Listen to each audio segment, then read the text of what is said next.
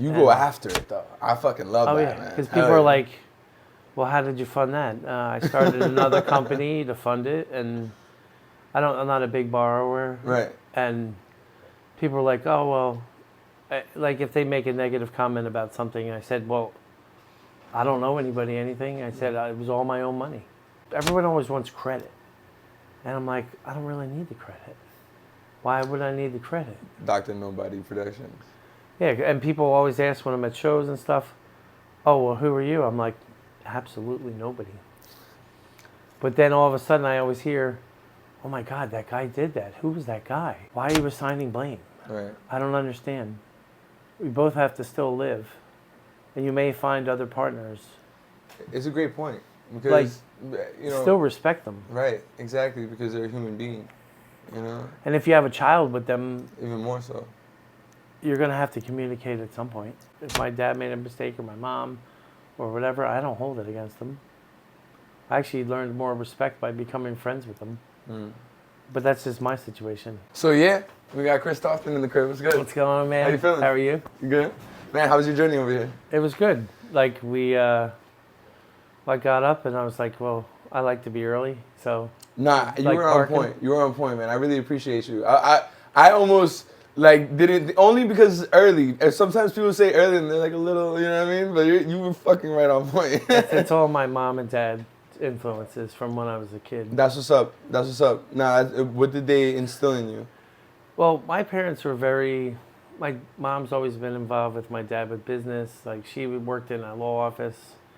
That's how she met my dad. My dad was a lawyer, but my dad was like a community lawyer. But he also worked for.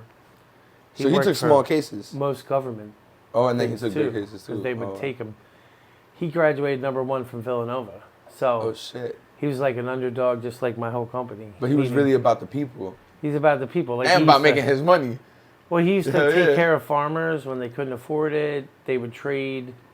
Like he would, if they let us hunt and fish there, he would do their work for free, stuff like that. So you hunt? Oh yeah, I'm a hunter, outdoorsman, fisherman. Oh shit, that's dope, man. Since like birth. I feel like I always was supposed to be. Like my biological father, I don't know him, but he's a hunter, apparently. You know what I'm saying? Hunter-gatherer. Yo, I feel like it's like some shit that's instilled in us. You know what I mean? It's in your blood. Like, yeah, but I never did it. I always definitely learn. Yeah, I do want to. I want to. Yeah, like George. George didn't hunt when he grew up. George is the man. He's cool. Yeah, I showed him the way. He went to see what it was like. Took the hunter safety course. Now, oh wow! Now he has like guns and bows and. Where? We have a whole group that goes hunting at a camp I have in that's fucking Pennsylvania. Awesome. Hell yeah! So I've hunted around the world, which I used to go to like South Dakota, Saskatchewan, Canada. A big bird hunter like ducks, geese, but I'm also a big conservationist. So what would be the most difficult thing to hunt for you? Most difficult thing to hunt is big game. Yeah? And I don't do a lot of big game, but it takes a lot of patience. Because you gotta wait for them?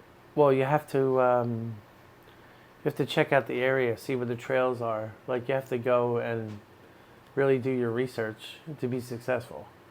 It's because there's so much land out there and there's so many acreage. It always depends on their migration patterns. Plus, also the human influence, which is people walk through the woods all the time. They're lighting fireworks. They're all kinds of stuff. Getting them scared, going out the way. Yeah, and it really affects their habitat, like when people throw garbage, stuff like that. And you can tell that they shift and move. Have you ever been in a situation where you're hunting and then people come in and fuck it up? A few times. Yeah, a few times. You almost killed them by accident or something? Like, no, never that. Okay. Like when you take, as a hunter, like safety, a lot of times I unload my weapon if I see people are too close. Or you make sure it's in a safe direction and everything. And, you let them pass because it's just the world. You have to be safe for them. Mm-hmm. Meaning, because they may not understand. I don't always assume people understand what's happening. Even though, say you're on your own property, they may just, not everybody is educated on, other people's property or has respect for it, and you have to like think for them. Almost. Yeah, I mean, I don't know. I don't know if it's learning. Some people have different deficits in their own selves that they didn't learn respect, or they don't know how to interact with people, or they didn't have they could have a processing disorder. That's a lot of foresight for you to have. Is that something that you grew over time, or is that something else that your parents taught My you? parents helped me, but my original job was a teacher. Oh. I mean, I started as a physical education teacher in my career. You have so many, like, Yeah. bro, I really, every single time I speak to you, it's like, it's not just one thing that you do. And then also you find interest and you dive deep. Like, it's not even just you don't just, like, go on the grass. I was always told that, like, I was always instilled to be independent and to go for what you want. You go after it, though. I fucking love that, man. Because people are like, well, how did you fund that? I started another company to fund it, and I'm not a big borrower. Right. And people are like, oh, well, like if they make a negative comment about something, I said, well, I don't know anybody anything. I said, it was all my own money. I said, making this stuff, like making all the videos, making albums. I've made 2 albums so far. But like everyone was always telling the person I was working with, like I have an artist, Summer. I met her and she wanted to make an album, music video, stuff like that. She says, how much you know about it? I said, I know a lot about video stuff, but not music videos and like formats and stuff like that. Like people always want to know, well, what can you do? Or put doubt. Because, well, what have you done? Like always doubting what you do. Yeah. And I said, now in my life, I've kind of changed. I'm like, well, what have you done? Why are you questioning me? I'm like, I got a whole portfolio. Right. I like over my life of like my career is like 27 years. I mean, I've done everything from teaching in kindergarten, first grade to middle school.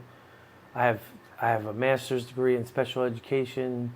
I have a second master's in ed technology that's almost finished. I have like 12 credits left. Wow. I have half an MBA that I was pursuing at the time because it's what my career was. I worked for a university, so. I mean, but I always incorporated teaching in what I'm doing. So teaching really started me in IT because that's really teaching people. It's just how it's gotten me everywhere. I mean, when I was a little kid, I had a blackboard, and my mom has pictures of it showing me teaching on a blackboard to other kids. So it's always been a part of you. Each one teach one. And it's necessary. I feel like I just actually had a conversation about this recently. We were talking about it. I had somebody, J Lux Soul, shout out J Lux Soul. He was speaking on how that is almost lost in society. What, teaching? Each one teach one. Oh yeah, the biggest thing I've always learned is people think teachers, if you can't teach. I don't find that. I think that's a really horrible way to look at things in life. I said most teachers are professional learners. Yeah. Like they always have to be learning and making it more edgy for their students and capturing their interests, and it's a lot of energy. When you stand in front of a classroom professionally all day, it takes a lot of energy. Like when you talk to customers on the phone, it's the same thing. If you do something like that, or it depends on your job.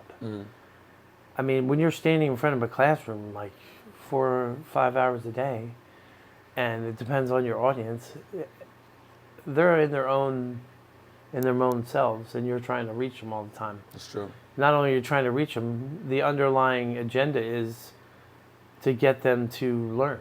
Yeah. But if they're not receiving the input, they're not really learning, and it's going to affect them either in their life, in their testing, or like people think they don't have to go to school. Not everybody's a self-learner if they weren't taught to do that. It's true. I've met people traveling that, they have kids who they just take travel too. They just like travel around the world with the kid. The kid never goes to school. Yeah. But he's just learning from life. Yeah, he learned. Learns from situation. I call that situational learning. Yeah. Like, and then how people, my whole master's thesis is on how people receive information. So I guess it was in like 2001. I wrote a master's thesis based on how video and audio and was going to be the wave of the future in learning. Because back then computers were just in their infancy, and video, and like Google had just started and YouTube just started, and I said, well, the way people are going to learn is by, video, like, and they're going to learn about different interactions. Like, they're not just going to learn from a book and have to and write notes from a board. Like, that's not really how people learn. They have to interact. Yeah, they do. They have to, and people don't realize. You have to put into practice. Sitting and read a book. Yeah, sure. Sometimes you read a book. Some people can learn that way. Yeah. Some people have to use the information, or they have to discuss it with someone else. Right. To really hear different perspectives to get the understanding. Absolutely. It's not something that could just be grasped by simple programming, if you will. No, I said because everyone's different. I mean, some people are auditory. Some people visually can see something and they're like, wow, they get it. Right. Some people have to touch it. Some people have to play with it, like Play-Doh. Or, I mean, there's so many different ways people learn. And if you don't understand, I guess as myself, I try to understand it because so many things are misinterpreted in the world, and I think it's because people don't ever take the time to discuss it. Like they don't, like if they have a conflict, they take it personally instead of saying, don't be the aggressor all the time, learn to step back. Right. Like you can't always be right. Yeah. And if you make a mistake is considered learning. So, but in our society, the way from people make mistakes, they shun them for making mistakes instead of saying, hey, you're learning. People learn by mistakes. Right. Think about when they've come up with like great bridges, and I mean, that must have taken, some of the greatest inventions ever made took like 100 takes. Yeah. Like Dyson that came up with the vacuum. He said he had 100 failures until he had one success. And think about it, right? You have to be real with yourself, and you can't just say, all right, this is the product. Or, you have to find that end product, right? And the only way you get that is by, I feel like, surrounding yourself with people that are going to be very, very honest with you. Yeah, they're going to tell you the truth. Say what's wrong. Exactly. Like and if you can't accept that, that's something wrong with you. I always strive for people that are, really close to me in my life. If you're not telling me that something was wrong with me and my flaws, I feel like there's something like you're hiding from me. but they take it personally. It's bad. That's probably another reason why people don't say certain things, because they'll feel like, oh, maybe he'll take it personally or whatever. Well, if someone says something to me, I'd rather hear it. Even if someone says, "Hey, don't talk to me like that," they're telling you that they felt that was negative. Right. But that doesn't mean you're enemies. No. That means the art of debate should never be. It should grow like a community, not separate a community. Yeah. To me, it's like we're all different. We're all different races. We're all different cultures. We're all kinds of different things. People look at like meeting other cultures as a negative thing. Meeting other cultures is expanding your horizons. Yeah. Like, you don't know where someone came from, and you shouldn't prejudge. Yeah. To me, it's like you should have an open mind when you approach a new journey. This might take the conversation a little bit deeper, but like for me, I think even cultures and all that is a distraction. You know what I mean? Like people are like controlled by their culture.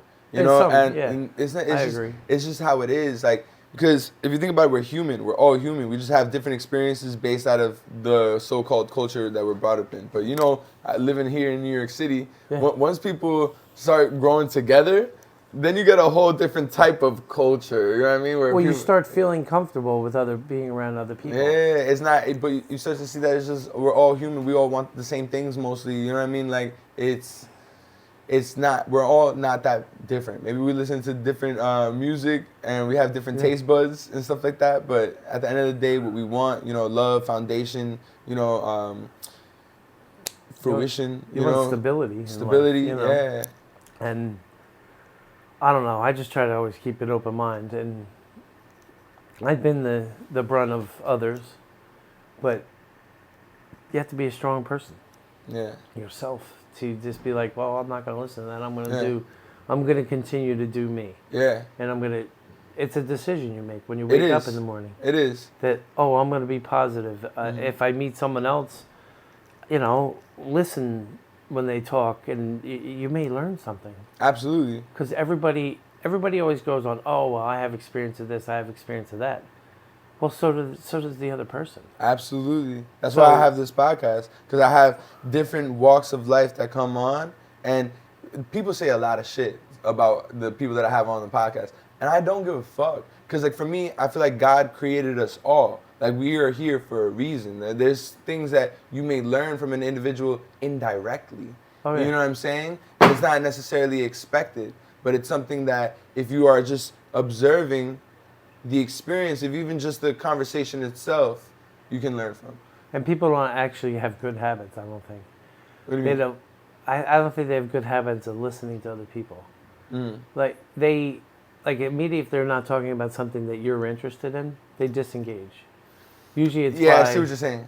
Like, you'll be standing there, and you may be standing outside, and if they're not engaged with you, they don't look at you, or they don't, and they're like, yeah, whatever, because they're so involved in their phone, or something like that. Or something else. But the art of conversation is still the first point of communication as being a human being in this world. And it's enjoyable. Like, when you actually dive deep and learn about another person, you get to learn about yourself too. So even if a person is selfish, you know what I mean? I'm selfish in my own ways. I find like that I'm a sponge. You know what I mean? I'm a sponge in terms of information. I do want you here because I want to learn. Yeah. You know what I'm saying? But that's the only thing I'm really selfish about. It's like information and not like, just ways to like learn. You know what I mean? Because everybody got something to bring to the table.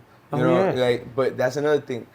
Effort, I feel like, is the main problem to, she's like, she wants her bone. She's so funny. She's fucking hilarious. Yo, bro, you know what she does? What's that? Like, she'll be on her bed, right? She has her own little bed, right? She has a toy off the bed, and she's crying for it. I'm like, why can't you get it? But she wants me to get it for her. Well, it's because she doesn't want to leave the comfort. Yeah. She's in her happy place. Come on, Dad. Go pick up the bone. So, that's funny shit. I mean, but I've learned so much in my life, and I think I will learn plenty more in my life. To me, I don't know, people... You don't stop until you die. Well, people let fear and... Yes. Or someone that's... Because there's so many different types of personalities. Like, I've been in a studio. Like, I didn't know much about it. And they're all like, oh, he doesn't know. Like, I've heard people say that. But then all of a sudden, when they turn around, they're like, oh, he did that. Why do you think people give you that? Do you feel like, because you're not a person who flaunts? Or maybe, and not to say that I definitely don't flaunt. Right. Yeah. Or like, I don't know. Why do people give you that impression? Because they take my kindness for weakness. It's the kindness. It's I'm a nice, approachability, right? That you're approachable. It's like that. Okay. And they sense that they should dominate that.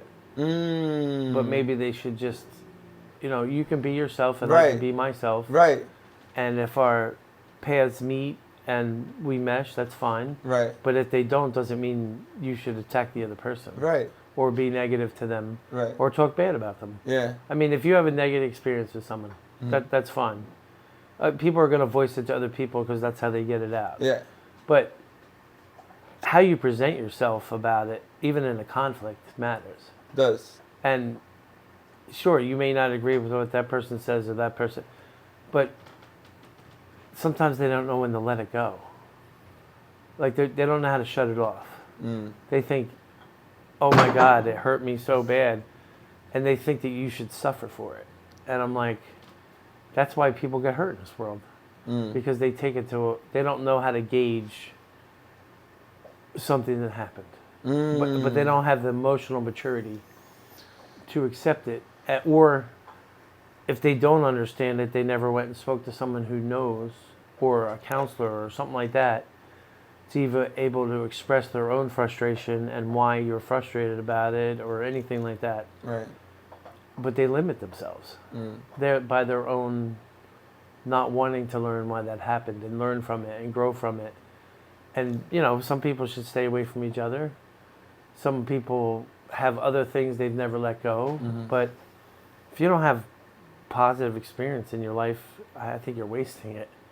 Like, I mean, I've tried like 1,000 different things to be like as jobs, as when I started this production company, like DRNOBODY Productions, I came up with the name on purpose. And I was like, well, I've always been kind of treated like an underdog, but I've had successes. But if you don't make a statement, like my company usually represents the underdogs, but underdogs that have talent or bring something to the table that not everybody does, and or weren't given the fair shake because they're like, oh well, someone just made a judgment and didn't really find out. I mean, they're like, oh, you're never going to be able to make that album yourself, and it's out now and it's all copyrighted. All the people that were making those statements like produced the person but never finished it off. And someone even tried to take the music and I said, excuse me, that's our copyrighted music. What is that for you to determine? I was at a show and he's like, well, you can't play that. What are you talking about? I got the copyright in my pocket. Instead of like, you'll experience a lot of different things of people that think they know more than you, which is fine. You can know more than me, but don't try to control what I've helped to build. So I've run in a like Far Rockaway show. This guy who's a big deal said, "Oh, you can't play that," and we had a conflict. And I said, "Yes, we can, because my name's Chris Tofton, and it says that right at the bottom of the copyright." And then they told me to get off the stage. Oh shit! And like the master of ceremony says, "Get off the stage." Oh shit! Why are you here? And I've had those experiences. Wow. I mean, and in those moments, right? Because everybody handles situations differently. But what is your demeanor? Like, how do you handle that? I try not to go. Like, yeah, sure, you get upset about it, but you got to understand where it's coming from. But I overthink it, where I'm like, this person just really needs to just know when to stop. But if they don't know when to stop, that's fine. Sometimes now I let it roll, meaning I don't try to change it completely. I let them get the pie in their face themselves. And that's experience of life. Right. Like, people want to control other people and how they respond to things. Right. You can't. You can't, yeah. They're going to respond how they respond, Absolutely. even if it's negative. Yeah. And even if they don't know when to let it go, then it's going to go the way it goes. You got to let time run its course. And then they're eventually going to learn or they're not. Absolutely. And sometimes people have to learn the hard way. Most of the time. Like, they just have to learn the hard way. It's true. Look, I got this part in the podcast, right, where I ask the individual, can you give me a question that I could take out into society? And I go and ask that question. It's to anyone. Ask questions to society? Just one question. What small thing have you done in your life to try to make life for others better? Wow. What thing have you done to try and make things life better for others? I sow seeds into my community. I invest in people around me. People who I see their productivity. I see what beautiful human beings they're going to become. I can see their worth in the future and who they're going to become. When I can see that inside you and I can invest in you to be a proper and productive member of society, and someone who's going to better other people around them, then that's what I do. That's a good one. That's a good one. How would you answer that? So, every day, even with music, I'm trying to help. Like, some of the music and songs that I build with other artists have political statements in them. They have life statements in them. And that's how we try to make a change in society into being either more positive and to support the world as we know it. because I feel that politicians don't understand the regular people. No. Or don't care.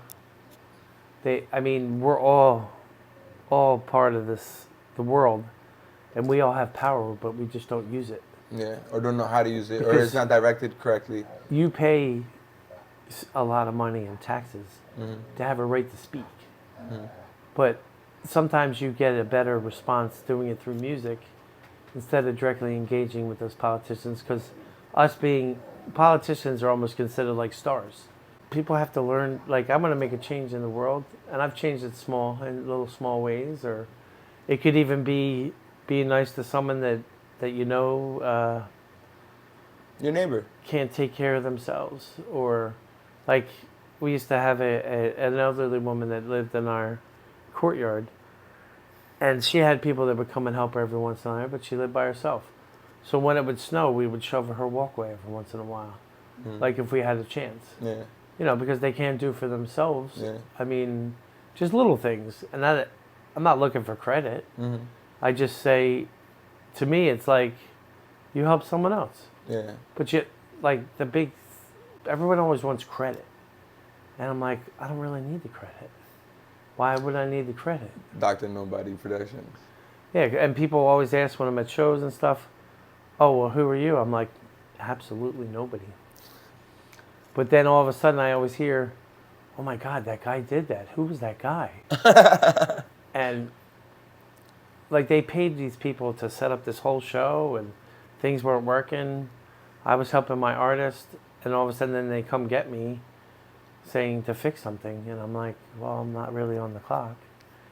And they paid other people to do that. Right. And I had to fix it so she could perform. Wow. Like something with music, something with the computer, something with like wasn't working. It happens more often than I expect. I mean, I did another show in Brooklyn. They didn't know how to make the generator work, and they were putting oil where the gas is supposed to go and stuff. I mean, I'm an outdoorsman. I'm like, can you give me the? I filled everything, got it started, and then the show started. Wow. So, and News One was there, and I didn't want. She asked me about interviewing me, and I said, no, because I have a job with your company, so I'd rather not do an interview because I just started there. So I would like to. You're keep very it that careful. way. Yeah, and I'm like, Very careful. well, no, I want to represent my No, but you're my smart about it. bosses Right. and department fully in the right way because I represent them. So I said, I'm not sure. And I'm not sure what questions you're going to ask. So I said, it's probably better to interview my artist. I said, she can speak to you and tell you what's going on in the world. She wants to be the one in the interview. So she did the interview with them. And it came out very positive. Nice. And she helps other people all the time. So that's what it is, man. It's like there's more to grow. There's more to have. I feel like people are so caught up in their ego, or they're just so caught up in. I think about it a lot. Like these people, even if they'll get everything that they want, they still won't. Well, they won't help another person. Yeah, but exactly. But at the end of the day, like they'll still be. You know what I mean by that? Is that even if they get everything that they want, they still won't. They're still not happy. They're still not. They think they're still not happy. Yes, Meaning exactly. Yeah. There's exactly. never enough. Yeah, exactly. Like they have this. So then it's still like they lose. You know what I mean? And they don't realize what they have. Right. And there's the opportunity of life, right? Waking up, thank you God, right? Like for that. Would you hear someone outside? There's a dog over there that she doesn't like, probably. So she heard it. That's funny. But she scared me. I was like, wow, that's a lot of bark. Loud ass bark. You know, like King Corsos, they fought with the Romans. They're fucking very protective. Yeah, man. I love it though. And she's imprinted on you, so. Yeah, man. I also have a little statue of me and her. Oh yeah? That's awesome. You know Doppel? No, what is that? It's a spot in the Soho. They do 3D printing, I guess. Oh, okay. But like they have like 87 cameras. Oh, and yeah. it's surrounding you, and you just they go do in the there. 360. And then I've from seen there. that. We don't have a scanner that does that, but shit's dope. I've printed. I think we've done chess pieces. I've done like the cookie cutters. Done stuff like that. So what got you guys? You guys are both into so many different things, and it's so cool. Like, but what got you into? I guess taking ownership. If we can get like into 3D that. printing or Yeah. So with these types of tools. Yeah, I was asked years ago to start a 3D lab at my current job, and I was like, "Did you know anything about it?" I said, "No," but I've been in technology for so long. But you love learning. Yeah. And I said, well, I guess I'm going to find out. Right. So we looked it up. We did some research. They bought like 2 3D printers. They made a room that has a scanner in it and didn't know much about the material at the time. But now, like the different type of plastics and what go with the printers. And the biggest thing is with 3D printing is understanding how to create something. So I guess I was a student of how to create a 3D print. So I had to learn to draw. I had to learn to draw in 3D, which is different than regular drawing. Yeah. Because you have to deal composures, with shadows, all these things. Yeah, they call it edges or polynomials. You have to know all that stuff that everybody said in school you'll never use, like the X, Y, and Z. You have to understand what the X, Y, and Z is. So the X, Y, and Z, which is the plane, and understand how you can formulate an image of something and build it in layers. Because everything in 3D printing is layers. So, and each layer could have a slight contour that makes it its shape. So knowing how to draw it, knowing how to make, they call it extrusions. Like you're taking an object that's flat and making it a 3D instead of 2D. Wow, so there's a whole other component to 3D printing. You have to actually really know It's mathematics. So basically you have to understand it's actually based on European versus American measurements. It's done in the metric system and not the US like inch system. Which is we're the only ones that use it, right? We're the only ones who use it because metric is more precise and exact. Meaning millimeters are smaller than quarters of inches. So you get more exact measurement because it's smaller. But it still has the same lines. It's just named differently. Right. So it still has Why do you think that happened here? If you know anything about that. They want to be separate from everybody else because it's the United States, and the United States wants to be different. And how did you feel about that whole just because we're in the topic of perception, of how we view things and stuff like that? But how did you feel about that whole Terrence Howard interview? Did you see it? No. Or did you hear about it? No, not yet. I have to look. Interesting as hell. I'm always kind of. I usually will hear about it. But I didn't have time to sit down and watch the whole thing. You hear what the perspective is, but he was basically breaking down just different ways to look at science, different ways to look at math, and and people always they're like, "What? You can't challenge the system? Why would I be able to do that?" Because they think because someone came up with it that it could never be challenged, right? So it was probably amazing. Yeah, I think so. Yeah. And I am still surprised on how people can still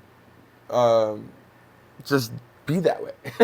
If we could look at history and see that, all right, Copernicus came up with the heliocentric model. Before that, everyone thought everything was revolving around the Earth, and was concrete about that. If there's moments in time that happened, why do people believe that it can't happen now? I mean, it should still happen. I mean, It's further exploration. I mean, they used to think the Earth was flat because you're walking on a flat surface, but it's because they're not. They cannot conceptualize abstractly why something could be spherical that's flat. But it's so much bigger than them. So much bigger. Literally. People understanding the hemisphere and why our Earth is hotter. They just can't conceptualize. But sometimes they don't want to conceptualize out of greed. Because they're making money off what's existing. Yeah. And if it has to change, That's true. it all comes from the capital. I mean, Right. what you were taught in school. Yeah. Is Those not always books. the truth. Yeah, but those books are always being bought, right? But they make money from it. Yeah, you're right. So why would the publishers want you to know the truth? Absolutely. I mean, if you want to know the truth, not everybody wants to do research. Yeah. Like, Or go down the rabbit hole. or look at the underlying, what's really happening in the world. Why is our government that doesn't agree with each other? Like, why are they letting certain countries rock and not others? Yeah, like what? I don't understand. Like, how you feel about that whole Israel and Palestine situation right now? I think it's been going on so long that people don't understand even what they're fighting about anymore. So, like, you didn't learn from the first time. Like, when you have conflicts like that, and people are losing their lives, which I think is devalued on both sides. Yeah. Like, everybody as a person or a human being should be respected. But states were designed not to be the separation of church and state throughout the world. But when religion involves emotion. So the emotional aspects of it, I think, affects both sides and causes it to overshadow settling the actual point. Like, why can't they just have a cooperative where you take half and you, like, compromise? Right. Instead of sending bombs and innocent people.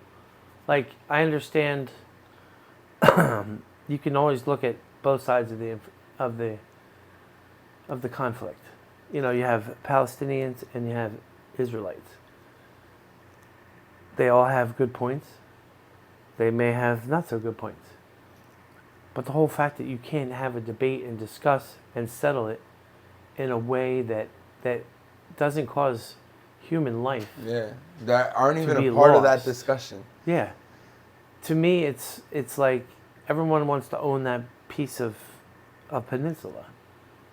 But how did, before, like, the fact that anybody owns something versus someone else, to me, it's like you could make a community instead. And even though you guys are different, aren't you all really kind of the same?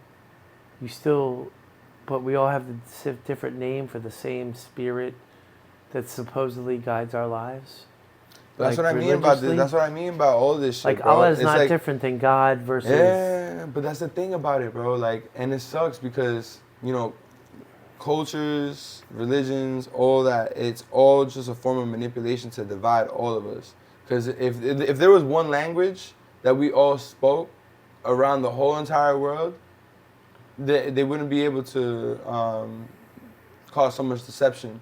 And I feel that way only because, like, you know, the different cultures align with different ways of thinking, so you can get people to feel a certain way just by living there. So then, yeah. you know, but if people were to, a true revolution to me would mean people literally breaking down all their social aspects of how they view their life and come together as human beings. But that's like some utopian shit. It sounds like mental illness in a way. You know what I mean? Like, I understand that there's certain beliefs in each side that has deep beliefs.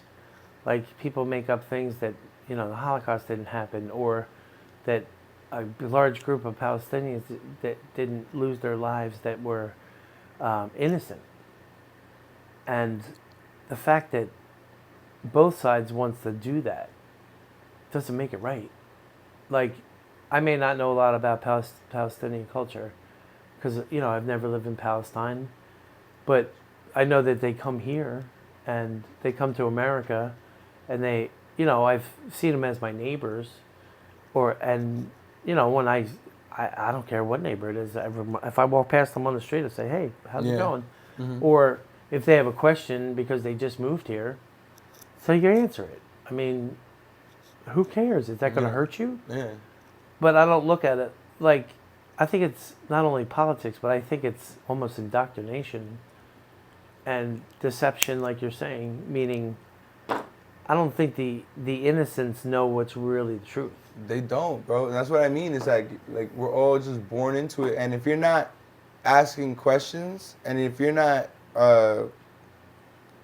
like I've had weird alignments in my life that gave me separation to a lot of things. Yeah. And I think that you need that separation from society and then come back with new knowledge, new gain. Well, you have to settle it at some point, because if you have continuous war, what is it solving? Like, we didn't learn from World War II that killing people does not solve a problem. But how do we settle it? I always thought, wouldn't it be dope if like wars were like fought with paintball guns? I think it should be. Or like I think it the should Olympic be Games. Olympic or some Games. shit. Yeah. Like, if That would say be dope. China was against the United States, and they win, then they get the vote. They get the vote. That's Because, it. They won. They won. Yeah. But then you accept it. But then it comes to the whole genetically modifying human beings. Yeah, nothing's ever done fairly because they manipulate it. That's the shit. That's the shit about it, though. But motherfuckers like, nah, you gotta die. It just doesn't. To me, it's like you hear about it, and you hear all these different aspects in the news and in articles and everything, but no one really independently themselves thinks to themselves, why are these people hurting each other? Like, people are dying, and children are being affected, generations are being changed.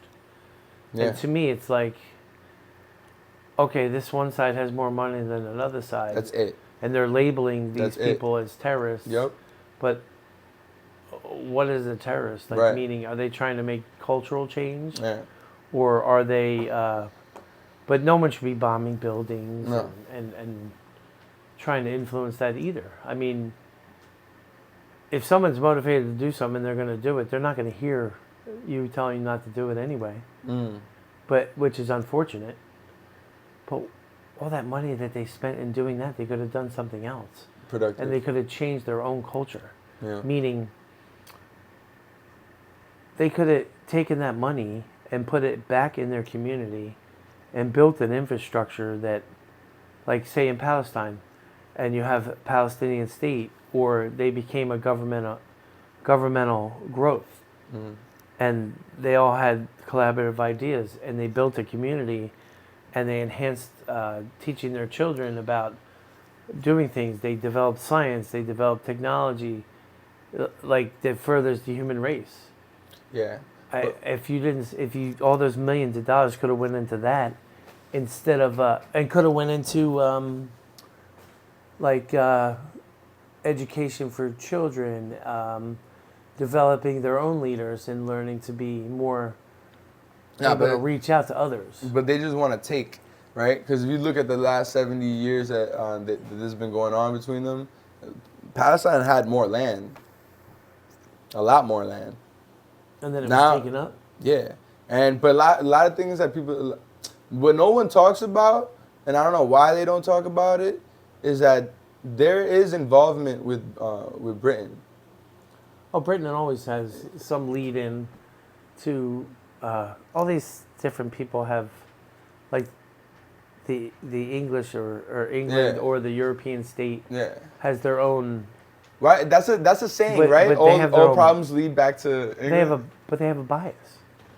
Like, to me, it's like everyone has to drop the bias. I mean, it's 2024. Really? It's not like we all just decided to go between continents. It's been happening for America's 200 plus years old. Right. So back in the royalty days of like England or Norway or any of those places, there's always an upper echelon and a lower echelon. Why does that have to be that way? To me, it's like, it's still that way. In the United States, it's that way. We're supposed to be a democracy. We're not really a democracy. If you have upper echelon that always dominates over the other, and there's not really representation in government anymore, if all the government has the money. Right. And you know from your, I guess, just different upbringing, and then also just like doing what you do, like your perspectives, what you've learned, right? Wouldn't you say that like that is also a waste of life? And people that think that way and want to just be so caught up in their greed, you know, Well, like they don't. there's so much more. I fucking love my life. You know what I Yeah. mean? It's not like I want. Of course, I want certain things. Of course, I want like to have a home and like you know what I mean, like have more space. But I love my life. Like I love being me. I love like you know what I mean. I like waking and- up every day. Yeah, man, I love Like it. I like waking up every Yeah. day, but I mean, I always seem to fight off like the negative of other people, Yeah, which it's sometimes it's tiring. it could be. It's like someone comes at you about something, and they just don't stop. Yeah, And it's like, well, maybe if you took a step back and we work it out, like they don't know how to problem solve. Like they miss that whole part of their education in life, and Well- that's why they teach troubleshooting in school or critical thinking. right. Nobody wants a critical think. They're just like, oh, whatever, I just want it. And It's true. what does that solve? Nothing. Like, you don't always have to be the dominant one. Mm-hmm. Most people that in history that were considered great, like some of these philosophers, like there's Greek philosophers, the other philosophers, because they knew to take a step back and to really, and they were suppressed as well by like kings, and they were killed, you know, because it was a different thought. So, you know, to me, difference is not always bad. And some of the most greatest creations in the world was because someone thought of something different. Yeah. And, you know, they call him a genius. Yeah, but then you didn't listen anyway. Right. Like, they Right. knew 100 years ago that, you know, we're affecting the whole earth. And that's not just affecting America or just affecting the English or just affecting the Palestinians. You know, it's affecting everybody. Yeah. It's affecting Chinese. It's affecting everyone. So to me, it's someone always wants to be dominant, and I said, well, I thought the whole point of having a community was to be a debate, but a healthy debate. There's a difference. There's a negative debate, and then there's a healthy debate. Mm-hmm. So sure, you may not agree. I may not agree with President Biden, okay, since he's the current president, but that doesn't mean you don't respect him. There's a difference. You can have a say on the political process and that you don't agree with his ideas or ideals or anything. But that doesn't mean that it has to become beyond a discussion. But you understand why it is, right? Oh, yeah. Like It's dominant. Nah, I don't even think that. I think it's because like I think it's the attention. Attention and political gain. Well, it's also Right. So it's like gain. people, they'll have their statement even on social media. Like people want their opinion to be known and stated about how they feel about this particular person, and then everyone rides the wave of how they feel about it. Yeah, they want to be able like- to talk. Right. But then it's not necessarily even something that they would do, because if they're in that situation, well, what would you do?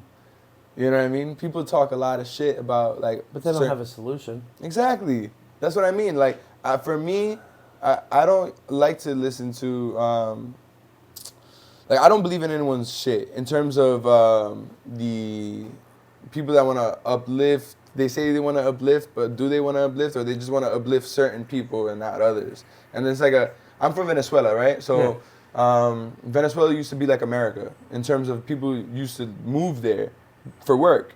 And do you know how it is now? I've read about it. It's not. I mean, it's not good. It's not. Yeah, The economy's not good. So let me give you a little tiny breakdown of from what I know and my research and growing up with my mom who's from there. You know what I mean? I was born there too, but I came here young. So Chavez, he took control of Venezuela and he gained the control of the people's minds through the military. He was a cadet, and he literally revolutionized. He took control, took over the elite. That was the elite. Brought up all the working class people, helped millions of people, right? Like, helped. But what happens, and I say this a lot, I've said this before, but what happens when you give a bunch of broke people money? they spend it. They don't know how to use it properly, right? Yeah. And then They abuse it. Well, there's certain things that you gotta learn, right? And there's certain things that you have. There's dynamics for a reason as well, I feel. But the thing is that the whole everyone coming together, like the working class moving up, it becomes difficult because of effort. Yeah. Not everyone, it doesn't matter how rich you are or how poor you are. Like, it doesn't matter. Like, some people just apply more effort than others. Like, you know what I mean? So, because they're interested. It's but not just interested, but they're not as totally motivated. They want it easy. Some people just want it easy. True. Which, that can come from upbringing. No one really can determine where that comes from. I think you have to have a hunger. Yeah. And I'm not talking about food. It's something inside you. Yeah. It's a spirit. Yeah. Like, I don't know. I think I fight or work harder but just in another direction. I don't go directly at people that are trying to be haters or whatever. Right. I just kind of still do my own thing. Yeah. And then eventually, like recently, it's worked out. That's what I'm talking about. Because, hell yeah. you know, and they still follow me. Now those people are asking me to be involved. And I said, I'd rather just stay the way we are because I don't trust you now. Exactly. Yeah. Easy. Because when I was standing there holding the bag, right. originally, where were you? Yeah. And I also just feel like not everybody's for everybody, right? So it's like the alignment, I always say this too, you're not everybody's cup of tea. And I don't have think to everybody be. likes me, which is fine. Exactly. But don't be fake about it afterwards. That happens a lot. Right. That's what I mean, though. Like, It's people don't like me like for probably 100 different reasons. Either they think I'm a means to an end, I'm a bank account, and just Caucasian people are always misrepresented because they're always grouped together, just like Mexican people or African American people. They're all like grouped and judged. That's what the fuck I'm talking about, and that's what I expose on this motherfucking podcast, man. Because I speak to so many different people, bro, and you can't say one person is one way because look at my motherfucking podcast. This person's not that way, and he's what you're claiming it to be. You know what I mean? Like, we're fucking human. Like, and that is the part that breaks more barriers. And being open and friendly, like myself, like when we met, I was in a classroom. I introduced ideas, stuff like that, but people don't think that's real. But then when they realize that I'm that way every day, right, it kind of throws them off. I think that they're like, "Well, why is this guy always so happy every day?" And I said, "It doesn't mean negative things don't happen to me or bad things that happen to me. Lifestyle. I just choose to get up every day, and not let that be the only thing that controls me." Yeah, man. Like, sure, I've been up and down. I've lost job in the past, and I've had struggles. I've had financial challenges just like everyone else. I'm just like a regular everyday guy, like everyone else. But I just think that if you work together on something, you wouldn't believe what you can accomplish. Yeah, like, man. if I see, like, you have a podcast, and I'd say, like, we had a conversation before. I said, well, if you ever need help, like promoting it or anything, because I have that skill, right, sure, I'll help you promote it. And I don't like bang people about it. I'm like, we see if it's successful. Who cares? So you took an hour or two to help someone out.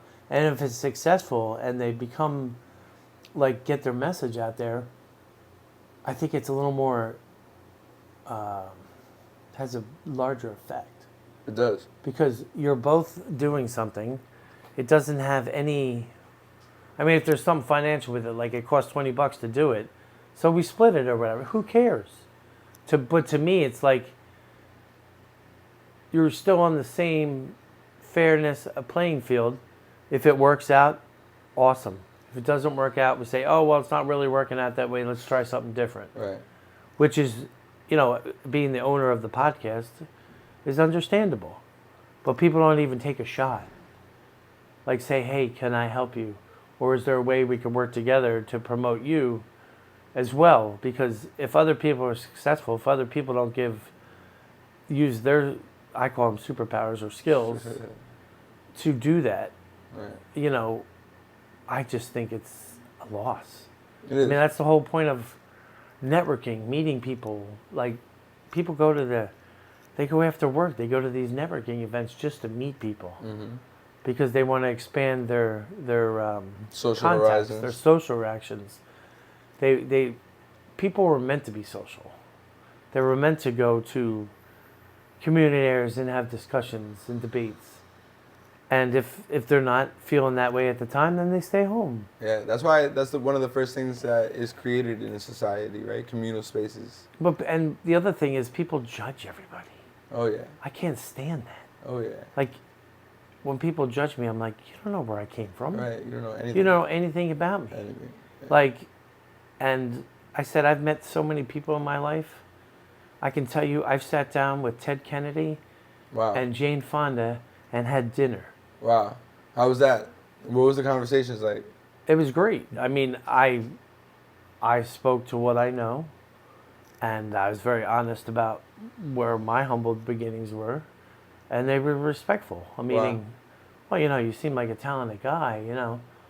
And I said, you know, I would say thanks, you know. Yeah. I said, it's just great to meet you and Right. hear your perspective. I mean, I've met more than one Kennedy, because where I lived at the time, I was in the New York Yacht Club at a dinner. I've met a lot of people. I mean, Jeffrey Hazlett, I don't know if you know who that is. You know the guy that came up with the Kodak moment? Oh, Kodak? Kodak moment? Yeah. That's Jeffrey Hazlett. Oh shit. I met him at a 10-10 win business breakfast. Oh. I don't know if you ever heard of one of those. 10-10 wins. Isn't that like It's like a news channel. Okay, I'm bugging. So years ago, they used to have business breakfasts that you would learn and network. You could go to the Javits Center. They always had different speakers about business, advertising, stuff like that. He spoke at a 10-10 business breakfast, and I had taken off from work to go to this business breakfast to meet this gentleman because I wanted to learn about marketing a business. So after the breakfast talk, they had the breakfast, and you can have your chance to speak to the speaker if you want. And I had this camo jacket. It was the warmest jacket I own. And I went up to him and introduced myself, and he says, "My name's Jeffrey Hazlett." I'm like, I really enjoyed your insight on marketing, and he goes, "You a hunter?" I'm like, "Yeah." How the fuck did he know that? No, from the jacket. Oh, okay. He's like, "You got to be a hunter." I'm like, "Yeah, I pheasant hunt. I've been out to South Dakota," because he told us he was from South Dakota. And I said, "Yeah." I said, "I usually go into Mitchell," or I said, I stay in Plankinton. And he's like, "Oh my God, no one would know what Plankinton is because it's such a small town." Okay. And he's like, "You've definitely been there." And we were talking like back and forth. Okay. We exchanged ideas, and you know, he gave me his email. He said, "If I ever have a computer question, can I hit you up anytime?" He said, vice versa. So you know, we over the years, he's written books about business. Is your business breathing? It's called The Mirror Test. I've read that book. Wow. He has very, very big reach insight of how to market businesses and how to. So what is it called? The mirror test? It's called "Is Your Business Breathing?" The Mirror Test. It's by Jeffrey Hazlett. Wow. Because when they first were back in the film industry, Is that just based out of the title? Is it like you have to be real with yourself and your business, right? It's almost exactly. Is that kind of the? You have to learn, like, is your business breathing? Is it really doing? Is it alive? Anything? Right. Meaning, are you just sitting there waiting for people to show up? Right. You know, there's ways to encourage commerce and fair commerce. Right. So, and this is a guy that has minimal computer experience. Just because it's the computer age doesn't mean he doesn't have, you know, abstract thought and great ideas. And he told us a story about they were doing marketing research in a movie theater about Kodak products. So they invited everybody to the movie theater. You know, and it was just when everybody started having cell phones. And he did a survey on the screen. and didn't get a great response. And then comes back. They had this huge meeting at Kodak because it was a epic failure. They had spent much money to do this and get the information. So they're all in the room, and he was upset and saying, why wasn't this successful? I can't understand it. We put all this money into it. It feels like nobody did anything. There's an intern sitting in the back of the room and said, duh, dummy. You have to shut your cell phone off in the movie theater. And the guy said to come up here. He's like, I want to promote you. They're like, nobody even thought of that. So even the intern has ideas of why something wasn't successful. Absolutely. And that's why you have teams. I mean, I thought I've never forgotten that story. So it keeps you humble. Yeah, man. Like, even though you're the boss and Right. all this stuff, that doesn't mean when you hire someone that they can't give you a good idea. Absolutely. It's like that Flaming Hot Cheetos. Yeah. you saw Like- that shit? Yeah, they have You know what I'm talking like about? Flaming Hot Cheetos. No, you know what I'm talking about? Which one? There's a movie, The Flaming Hot Cheetos. No, I haven't seen that So yet. all right. Apparently it's based out of the real story, but of course they dramatize it Well, and they- shit, like, they gotta Just to sell get it. But, people's like, emotional right. response. But Cheetos was going down. Yeah. Like, the product was going down, and then apparently this like Spanish family that was like one of the dudes that was working at the factory, him and his family and like the whole community basically came up with the Flaming Hot Cheetos, and he brought it to People like it hot. I mean, I've noticed that's been a big trend in the Flaming Hot Cheetos. It's funny. Or the though. flaming, like, chips. And Right. my son loves hot stuff, so. The one chip challenge. Yeah, they have jalapeno People chips. fucking pay for that one chip just to fucking record themselves eat that shit. Oh, and then they have the challenges online. That's what I'm talking about, yeah. I mean, those are always interesting as long as they're safe. To me, it's like someone got hurt because they ate that pepper, that ghost pepper. Oh, ghost pepper. Which is dangerous. I mean, not everybody can, like, I could take spices in, yeah. but it's fucking difficult coming out, man. Oh, yeah. I'm burns like, you why up. did I do this to myself? It's like, wow. I mean, I like hot wings. I like spicy chili, stuff like that. Yeah. And it's a certain type of spice. Like I like It is. Like I love Jamaican jerk chicken. Like I have friends that camp with me that are originally Jamaican descent, but I mean just the recipe that she makes. Her name's Molly, and it's amazing that she makes it spicy enough, but it's enjoyable, Right. and it really shows all the positive things that come in like Jamaican food. So, and the way they cook it, and the way it's mixed in, and what the side that comes with it, like the type of rice, like if it's a yellow rice, or like it matters with the taste. Like someone has thought about this, and that's why like they don't just throw it on the plate and oh yeah, it's magic. It's it's someone that's put a lot of thought, and man. when you cook things, you're really cooking With love. you hit it right. It was just in my head. You're cooking with love, and that someone has that love towards you that they shared it with you. Yeah, man. And that's why it tastes so good. Oh, yeah. And I can only imagine you as a hunter down the whole line. If you They think don't about realize it. Like, people have really skewed views on hunting, but I think it's because our society is different. you know how many people have asked? I'm just like, oh, so like you eat chicken? And they're like, yeah. You eat steak? Yeah. All right, but would you kill a chicken? Would you? You know what I mean? Yeah, they're afraid.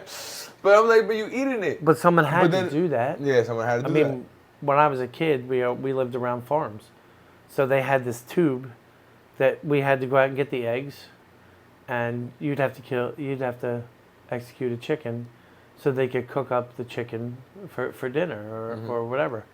So when I was a kid, I may have been like 8 or 9. So the guy sends me out to the barn, and you have to put the glove on, and you always grab the chicken by its head, and you got to make sure you hold the feet because they have nails on their feet, and they'll scratch you.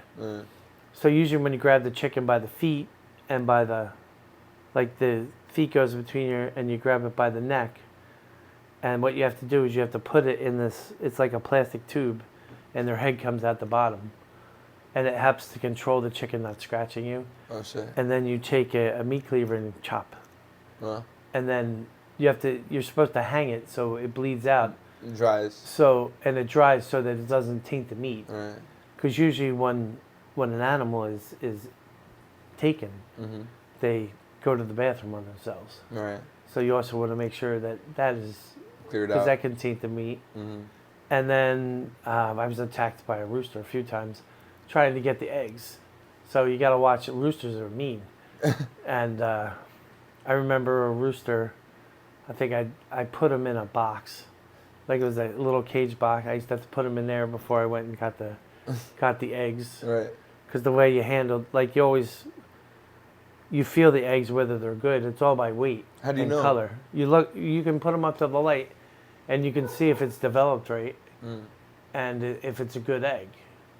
If it's not a good egg, you'll see it. It'll be like a full moon. You won't see iridescence and movement of the liquid, like the yolk and the white. Oh shit. So if you see that, like I've put it up and I've seen a chick before, and then you just leave that alone because that's gonna hatch a chick because you don't want to kill a baby. Right. So I mean, you learn. Farmers are amazing. Wow. Meaning, how fast do they grow? I don't know. How long? It's probably, if we looked it up, it's probably a few weeks. Wow, shit. Like, I think it's whatever they would call a gestation period of incubation. Thank you. Because dogs is just 2 months. Really? 2-3 months, bro. Wow, that's amazing. Crazy. And then, to me, it's like, I don't know. I've been around different environments. Like, when I was a little kid, I used to get sad when we would shoot the bird or shoot the deer because it's a life, and you feel bad about it. Yeah, that first time must be difficult. Yeah, you realize that you're still being respectful. You're not killing all the deer or killing all the birds. You're only taking what you're going to eat. Right.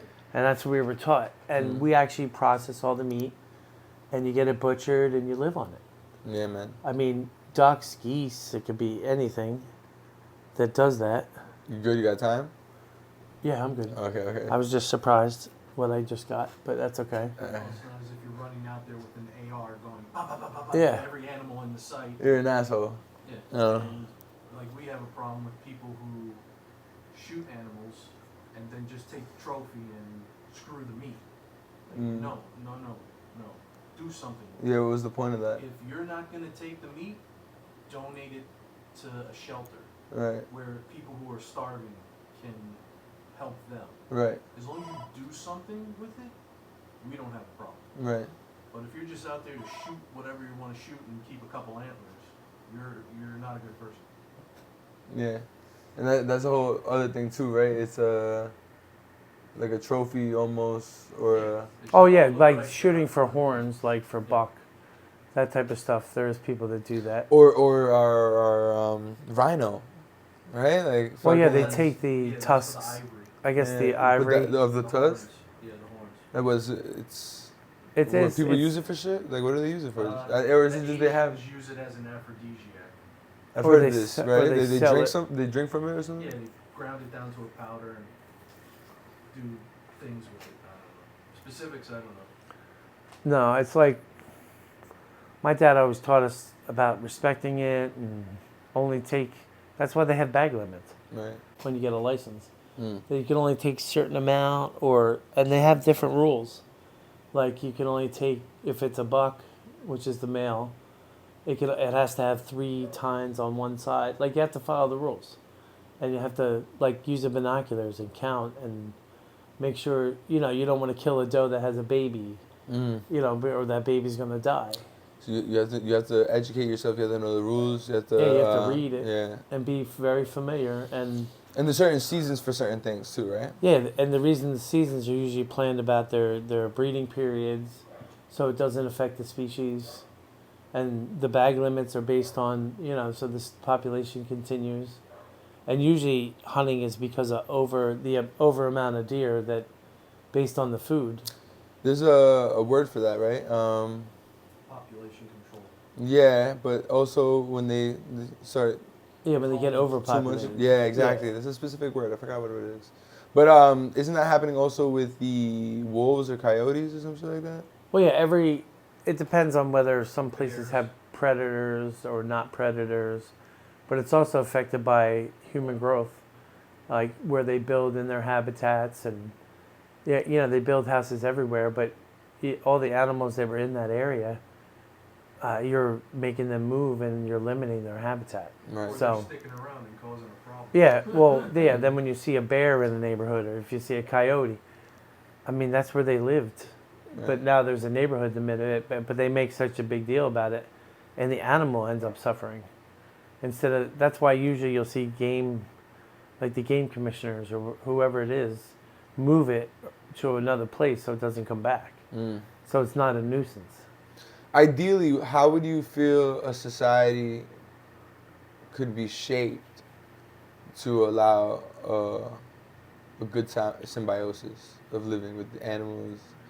I think it has a lot to do with, our population keeps growing. It doesn't get less. So we keep building up and out. So it's hard to say, how to control the population. You can't. Yeah. Unless you limit how many children people can have, and that seems like people don't want those limits. Yeah. They want the freedom to do that. Have 4 or 5 kids, 10. Yeah, or 10 they kids, protect like habitats. Crazy.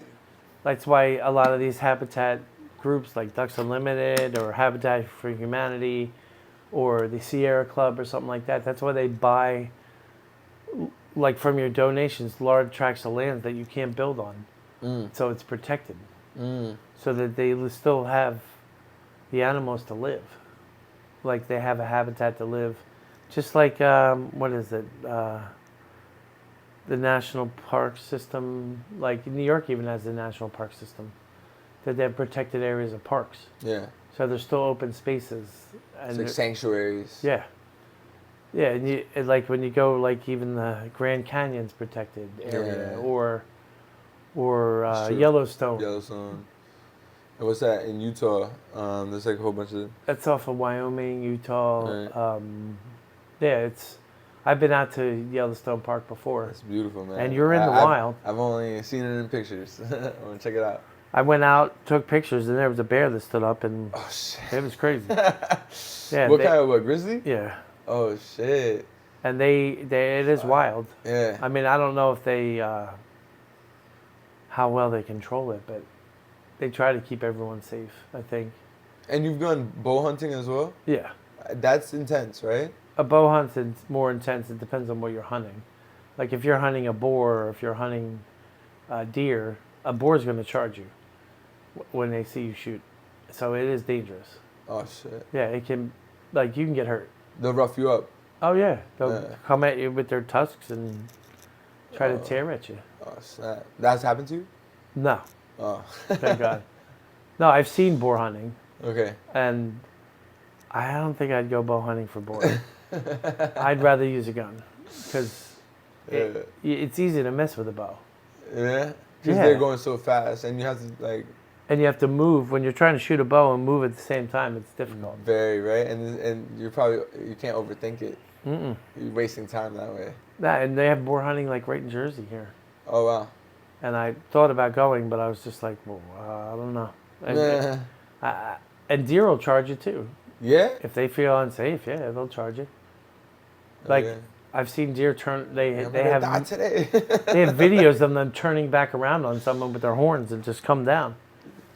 And they attack whoever it is. But they're just trying to defend themselves. Yeah, they're trying to live. May defend their family or their baby. Or it's so true. Then people wonder why like animals just leave when they see people. It's crazy. Yo, all right. So talk to me more about DRNOBODY Productions and how was that assembled, and what brought that into So I started it as a music production, and then started getting into video production since I'm doing the music. It's just started with music and the music videos, but now it's expanded onto like artist development, or I do a lot more marketing, being able to sell the music, getting people on the different like Amazon, Apple, everything. So it's kind of expanded into to getting the artist exposure, marketing, getting their. We work on a lot. Like we put their song together. We make sure it's copyrighted and it's protected, like their art form. So. Would you say with all the, because you do not just this, you have different avenues of, would you say that your profession is life? I guess. You know what I'm saying? Do you know what I mean by that? Because you're into so many different things, man. It's so I try cool. different things, yeah. Yeah. I mean, sometimes I do more on another. Our natural tendency between both of us when it comes to work and what we enjoy is the perfect word is eclectic. Yeah. Eclectic. We're all over the place. We try different things. You know, we don't limit ourselves to anything. Right. No, if you're Look at interested in it. everything, Right. and if we're interested, we're interested. If we're not, Yeah, I mean, we've made T-shirts for people, but we've also, like, expanded into, like, that's part of the marketing of an artist. Like, when you try to buy a T-shirt, you got to buy a certain amount, and it has a financial end to it. But you can't just buy one T-shirt. But we've made it possible. I mean, George has made it possible so we can print one T-shirt. They can see how it is, or they can buy like 2 or 3 or 5, instead of always having to buy the 10 to 20 more, and it makes it more financial sense for a small artist that's just starting out. Yeah, definitely. Like, it's not like you become on the scene, even as a podcaster. Mm-hmm. It's not like you came on the scene and you got all this money to expand into every network. No. Or get a sponsor or something like that. Right.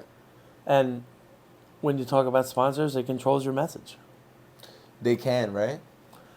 If they're giving you financial support, yeah. So you gotta be careful with that.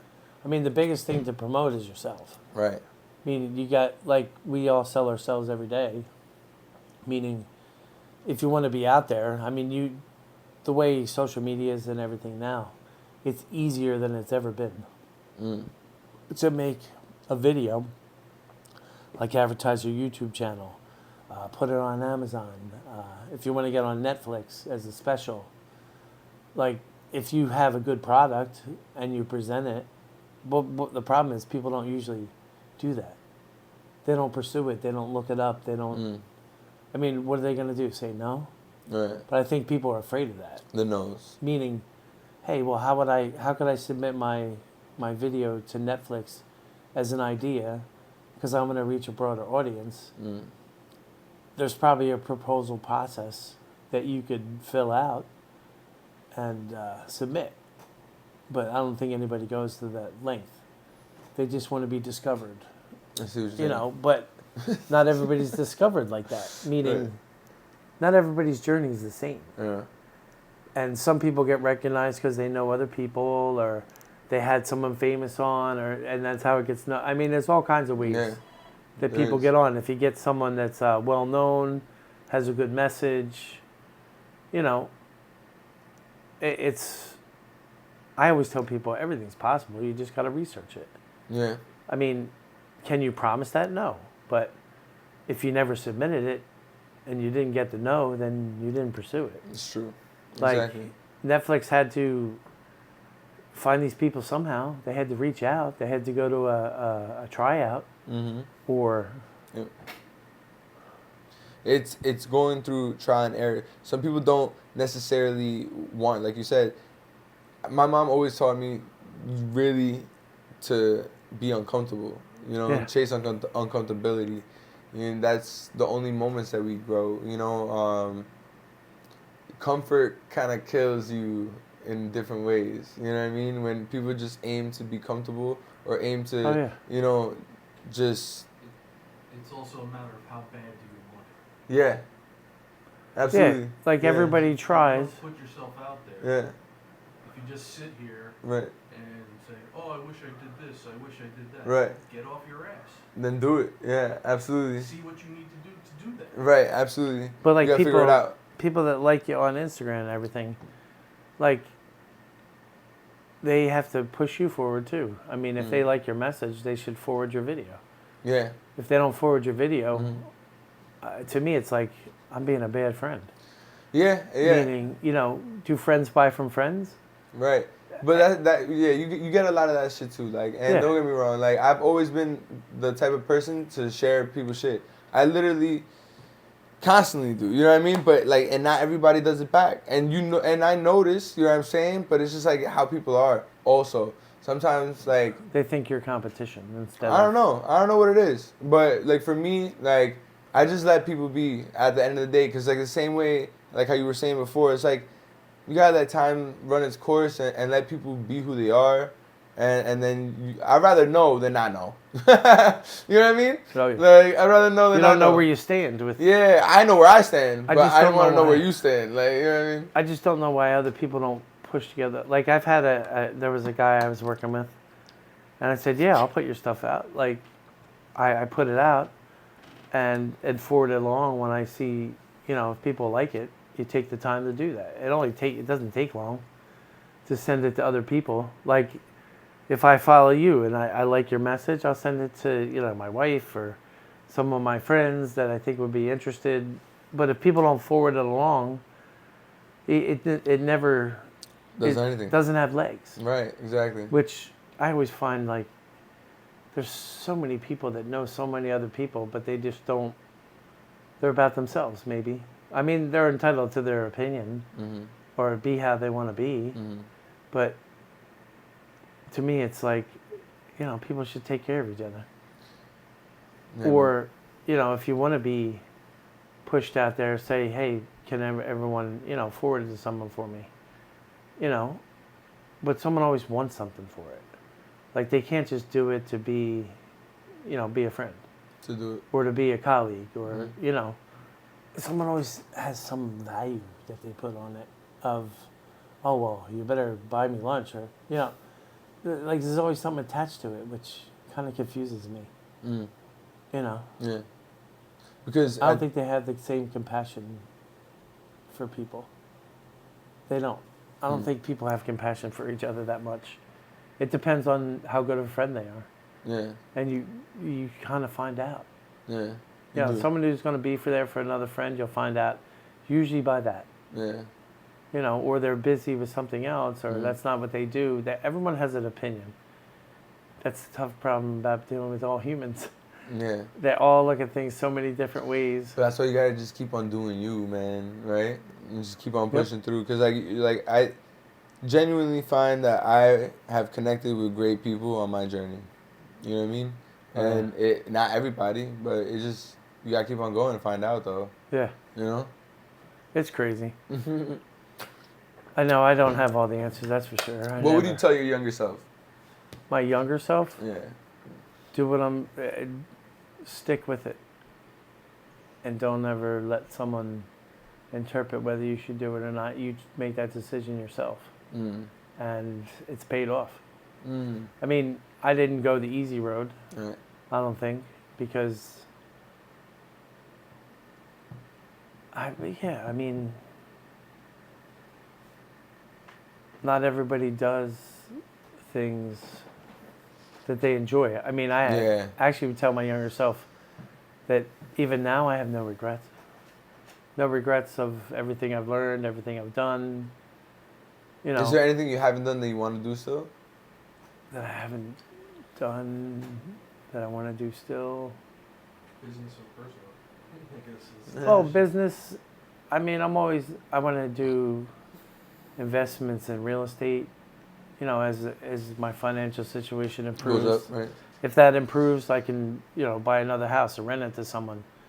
Use that as an investment for, as I get older in life. Or have like a place I can go on vacation, stuff like that. Is there anywhere you want to travel to in particular? I'd like to see where I came from.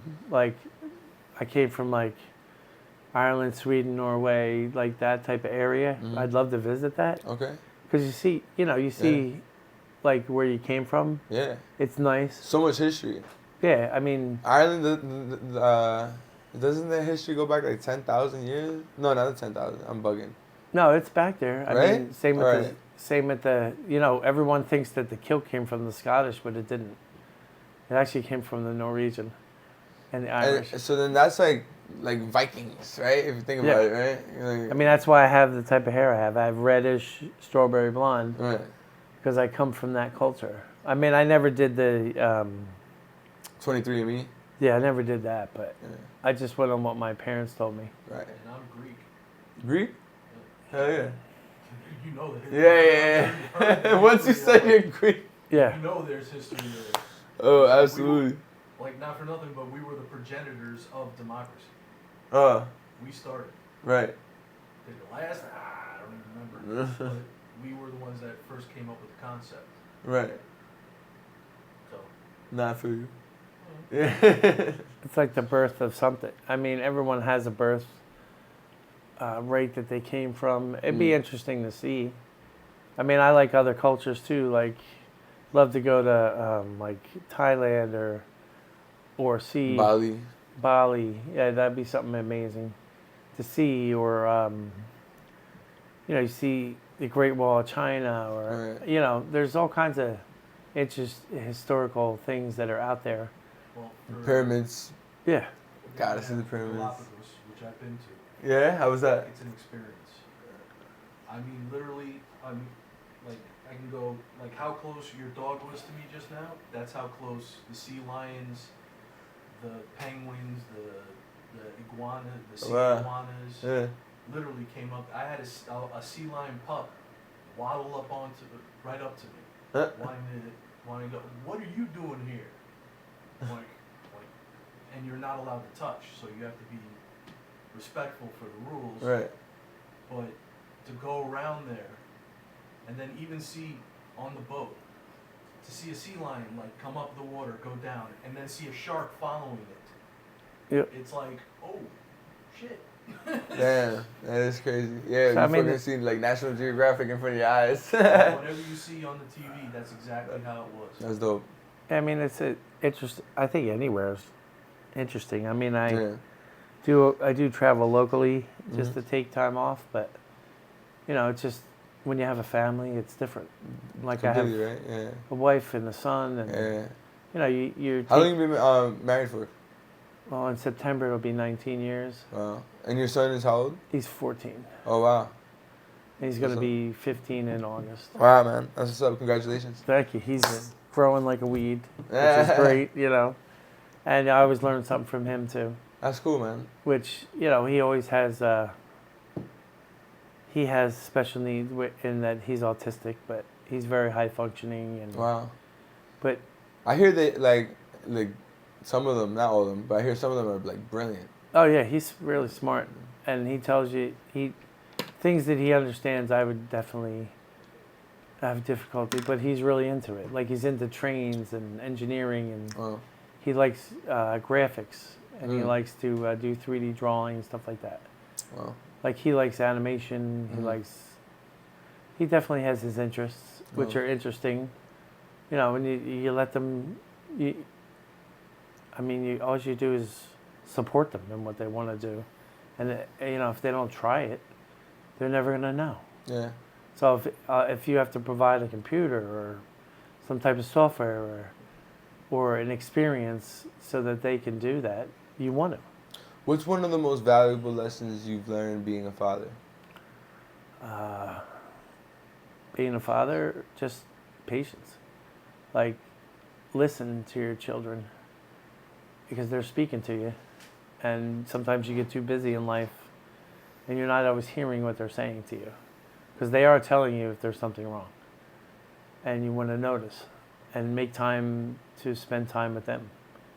Yeah, life is busy, but sometimes you have to change your habits so you're around more to, you know, experience doing things with them and things that they like to do too, not just yourself.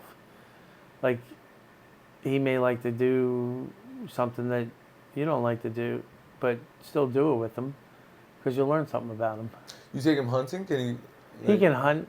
He will hunt as he gets more mature. Right. Like, I'll tell him the hunter safety and everything and see if he'll take to it or not. I just always worried about the safety, Right. you know, carrying a gun, that type of stuff. Yeah. And, you know, maturity, you just make sure he's Time. safe. Just time. Ready. I want to make sure he's safe, other people are safe. You know, it's all, everyone's different in their emotional maturity. Right. So you just, as a father, I have to gauge it with my wife of whether he's ready for that. And that's why you have two parents. So you get better guidance of what they're going to do and is he ready for that? Which not everybody has, right? Yeah. I mean, if he doesn't want to hunt, I'm happy with that too. If he wants to go, he can just go. He likes to fish. He likes to be out on the boat. He likes to. I mean, even if just wants to go swim in the creek like he does at my place, I'm happy with it. You know, because he may want to fish for a little bit. You don't just make him sit there the whole time and wait for you. Right. You know, and especially when they're younger, you know, they may not have the patience for it. They want to do something different. Mm-hmm. You know, everyone's different. That's and true. I try not to stress it. I used to stress it a little bit, and I'm just like, why am I stressing it? Just let him be how he wants to be. You know, you can't control what he does. Can't control how a flower grows. Or ask, you know, why don't you want to sit here? Maybe it's boring for him.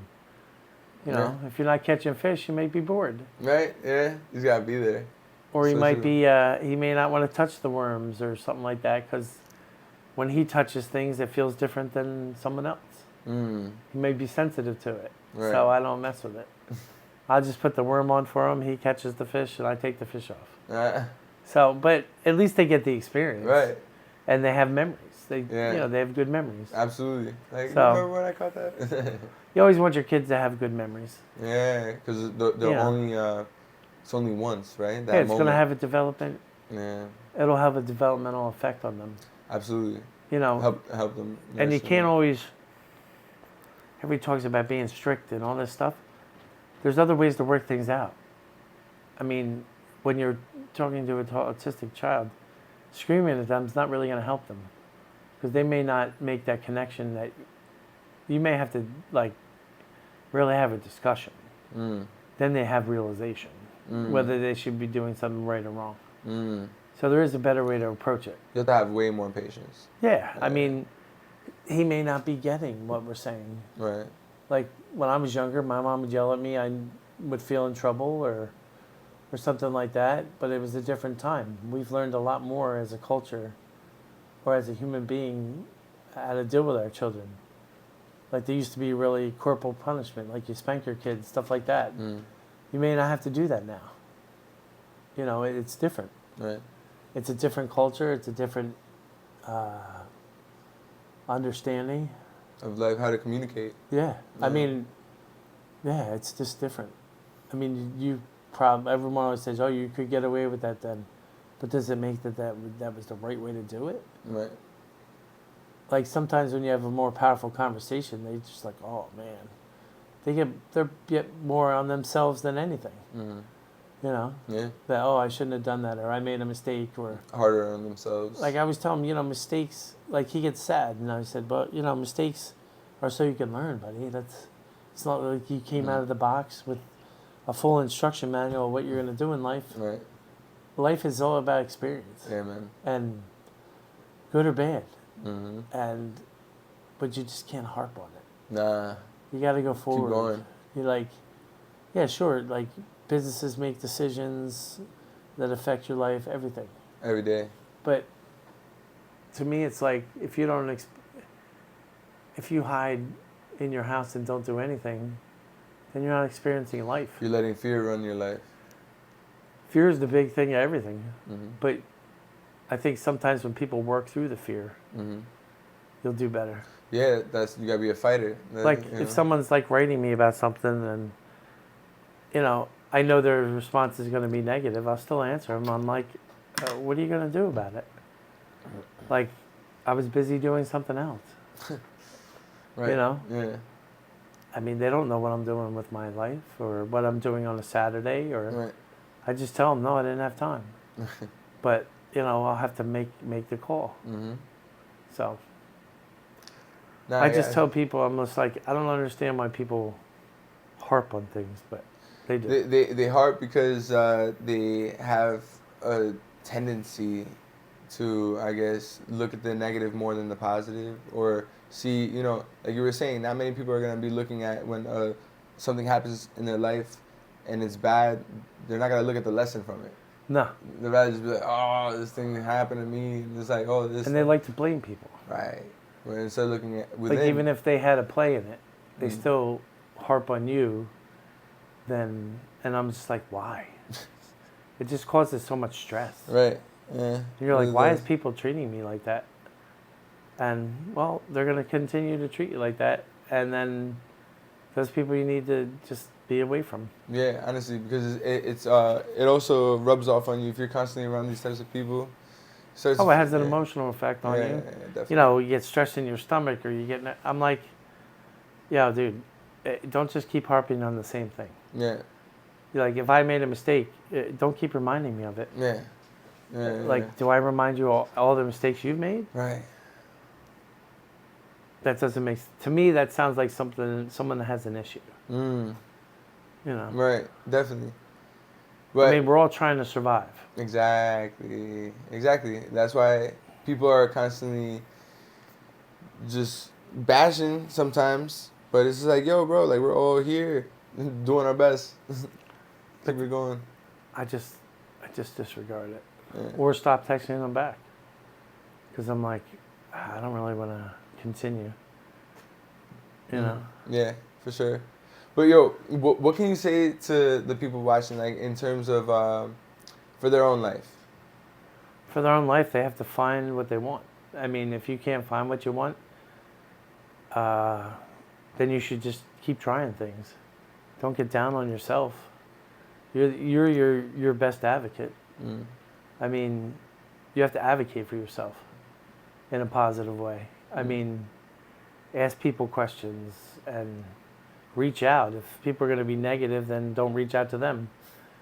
You know, you'll eventually find, if you keep reaching out, you're going to find what works for you and the type of people to be around. Or if you mesh with them and you have, people don't realize, like, even when you get together with a partner, I don't even want to say a man, woman, like even a partner. Yeah. That partner and you have to have similarities, and you have to have the same, like, a personality that complement each other, and you got to be on the same page. You got to be willing to communicate with that person. You got to want to communicate with that person. Mm-hmm. Like, you got to. They don't realize when you have a partner that you're physical with or anything like that, that's like your ride or die friend. Yeah. Like, you have to be friends with them. You have to be multiple things. Like, if it's your wife or your husband or your partner or anything, they're going to make mistakes. You're going to make mistakes. How you work it out, you got to talk. And I mean, being married 19 years, I'm proud of that. And because I've, had good times and bad times. But I think if you communicate with your partner or want to communicate with them and have respect for them just like they have respect for you, it works out. Like, I mean, I do little things. Like, if I know I'm not going to be home for dinner and my wife's cooking dinner, I call her. Say, hey, I had something come up. I got to take care of this. I said, sorry, I know that's going to hold up dinner. But taking the time to do that makes a sense. It makes sense. Because that means you have consideration for the other person. And, my son has to eat because, he got home at a certain time. My wife got home at a certain time. I can eat later if you guys want to eat now, So it's just little things. Or even having consideration, like if you went to the store and why not buy them a soda? You don't have to call and ask every time. Yeah. Just buy it. And say, oh, I got this for you. Or... Yeah. I mean, just little things. Like when I get up in the morning, I make my wife's tea or whatever. Or make lunch for her once in a while. Like, we both do for each other. Right. Like, it can't be one way. It's got to be both ways. And you got to all be on board. Like, if you have a house, can't just be one person doing it. You both got to do it. Yeah. That, to me, what you put into it is what you get out of it. It's true, man. Even any partner. whether it's a man or woman. I mean, if you guys are on the same page and have the same goals, or make goals together, you'll do well. Yeah. I mean, yes, sir, sometimes they drift apart, or it wasn't as strong as you thought, but don't beat each other up about it. Like, if it didn't work out, then Didn't work out. separate amicably, Yeah. Right. and work together. Right. It wasn't one person's fault versus another. Mhm. Everyone always likes to assign blame. Mhm. Why are you assigning blame? Right. I don't understand. We both have to still live, and you may find other partners. It's a great point because Still respect them. Right. Exactly, because they're a human being. And if you have a child with them, Even more so. you're going to have to communicate at some point. Absolutely. And it shouldn't affect that child. That child still should have the opportunity to grow and not have the one parent use it against the other parent, any of that. Like, the child matters. Once you decide to have a child, you're responsible. Oh, yeah. And you're responsible for their growth and how they become out. You can't just be involved in yourself. Right. It's a never-ending project. When you decide to have a child, it's to me, it's like not only you're responsible, but you be there for them somehow, even if it's little things. They'll remember. Yeah. Don't just build up animosity or Right. like. There's never a point of where you can't go back, Yeah. because a lifetime's a long time. It is. If they made mistakes in the past, if your parent made a mistake in the past, like if my dad made a mistake or my mom or whatever, I don't hold it against them. I actually learned more respect by becoming friends with them. But that's just my situation. Like, some children never do that. They always just keep it separate. Oh, well, that's my mom, and you can't really talk to them. Everyone has a different situation, right? And depending on how they are, they're going to get a different outcome out of their situation. Because who's to say that, just because you're in this particular family, or just because you lived in this particular way, like you grew up in a different way, that you can't be a certain way for others. You can't. You know what I mean? It's just different for everybody. It's so crazy. It is weird, right? Because you could be. It's a lottery with your family, but it's also a lottery with yourself. Does that make sense? Yeah. You know what I mean? Well, you're choosing what direction to go in with that person. Or just with yourself too, because the thing is that people want to assign blame, like you were saying, sometimes I'm in this family and that's why my life is this way and all this shit. But then there's some people that are in a rough situation and they make the best out of it, and they come up top. I mean, some people, everyone has a different situation. Right. I don't know. But where can the people find you, bro? Oh, you can find me on DRNOBODYProductions.com or IG. Shout out your IG. Yeah, IG is DRNOBODY Productions on Instagram. I'm on YouTube. I'm on Facebook. I don't know how many people use Facebook, but so yeah. Yeah, it was a great time. Thank you so much, man. Let's go. It's the conversation. Yeah. Take your mind different places. Now you know.